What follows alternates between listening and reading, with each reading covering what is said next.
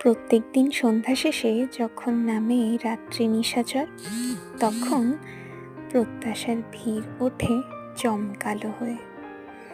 প্রত্যেক দিনের অজস্র গল্প ছোট্ট এক সংক্ষিপ্তাসার ফুটে উঠবে তার কাছে।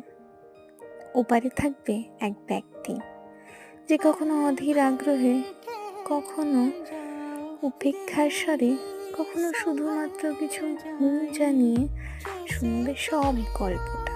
তার কাছেও থাকবে সমস্তটা ভাগ করে নেওয়ার আগ্রহ, সারাদিনের গল্পাবলী। হ্যাঁ, এমনই প্রত্যাশা আমরা দাবি রাখি। সে হোক না খুনসুটির সুরে, সে হোক না অভিমানের সুরে, প্রত্যাশা তো প্রত্যাশাই থাকে, তাই না? আর আমরা তার সন্ধান করি রোজ একটু একটু